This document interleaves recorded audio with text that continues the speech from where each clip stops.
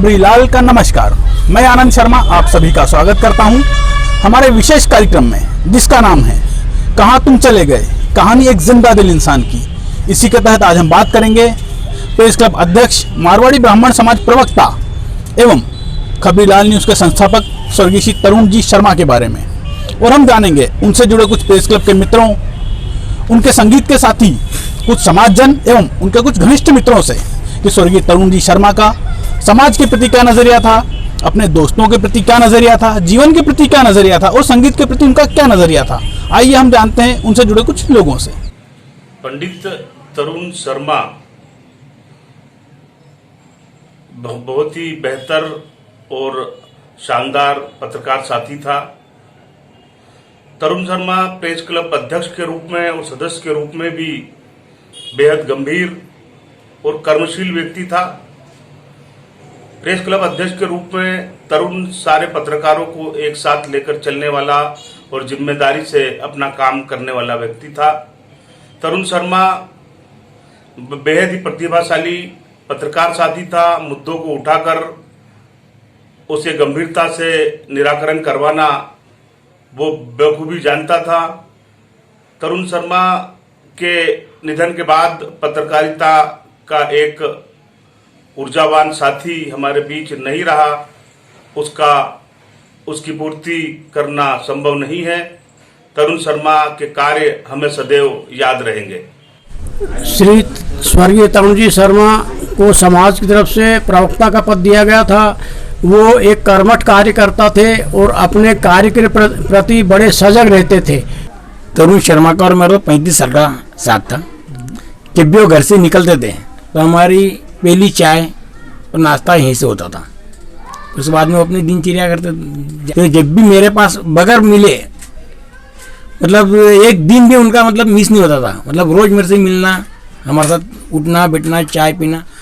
शर्मा जी हमसे गायन के क्षेत्र में देर से जुड़े, इस बात का मुझे दुख था, क्योंकि उनका गाने का जो लगन थी वो काफ़ी गहरी थी और जो गायन स्तर था उसमें हाई पिच के गीत वो काफ़ी अच्छे से निभाते थे।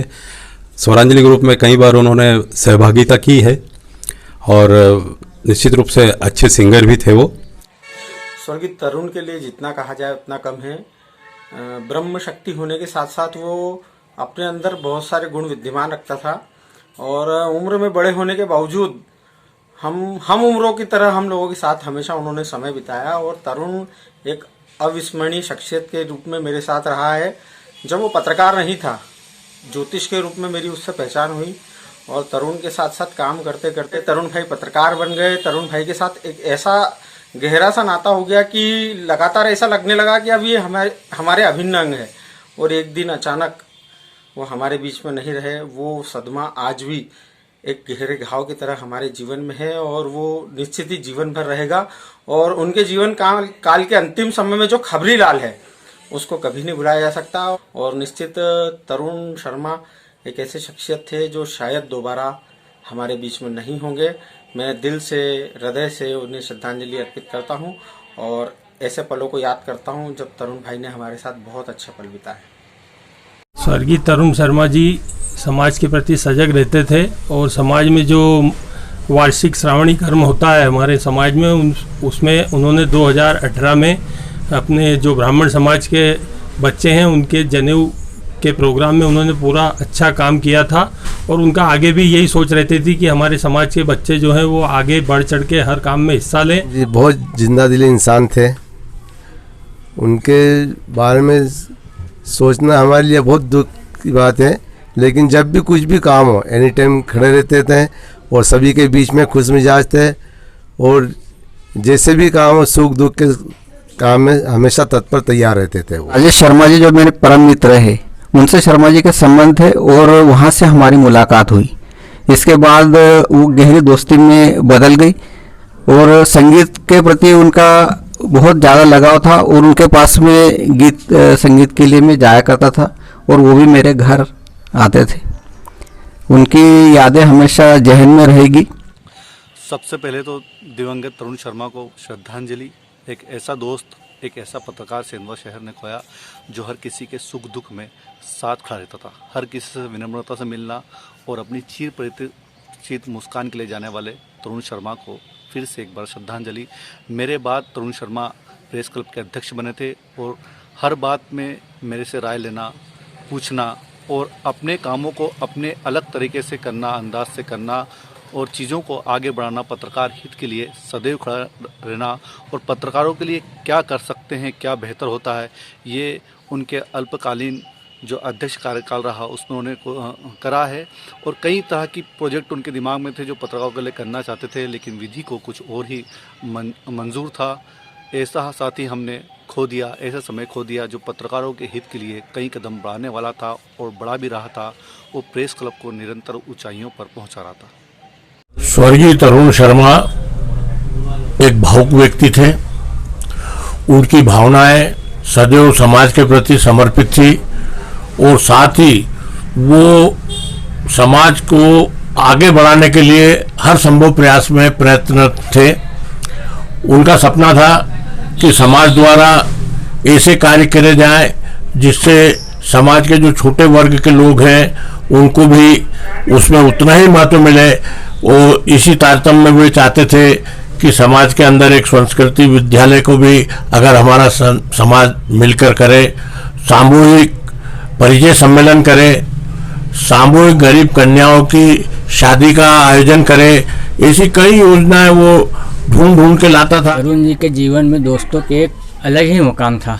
दोस्तों के लिए वो हमेशा तैयार रहते थे, या हम यूँ कहें कि वो दोस्ती शब्द के पूरक थे तो कोई गलत नहीं है। कि एक बात जानता हूँ मैं कि काफ़ी गहरे गाने गाते थे और उनके मुझे 2-3 गाने आज भी जहन में याद है। मैं जट यमला पगला दीवाना,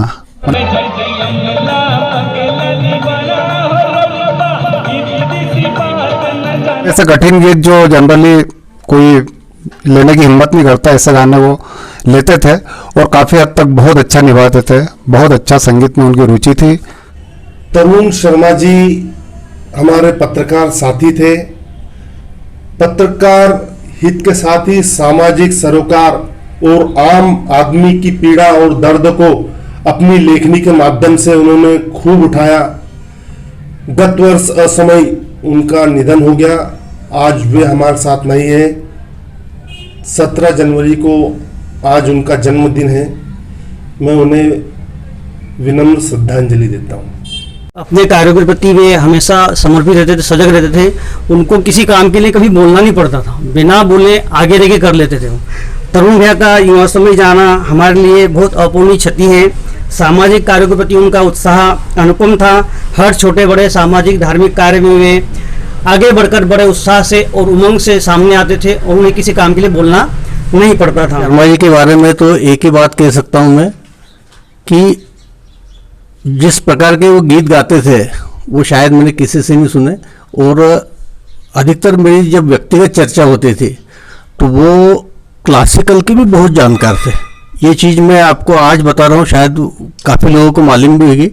वो पुराने गीतों में जिस पर हमारी चर्चा होती थी कि भैया यहाँ पे ये कितना अच्छा लिया उन्होंने, मतलब उनकी पकड़ बहुत थी इनकी। तरुण शर्मा जी जो अभी हमारे बीच में नहीं है, परंतु पत्रकारिता जगत में वे बहुत उच्च स्तरीय सामाजिक कार्य करते थे। साथ ही ज्योतिष कार्यों में भी उनकी एक अलग ही उन्होंने पहचान बना रखी थी। मेरे साथ में आध्यात्मिक जीवन में भी उनका जुड़ाव हमेशा रहा है। मैं उन्हें भावपूर्ण श्रद्धांजलि देता हूँ।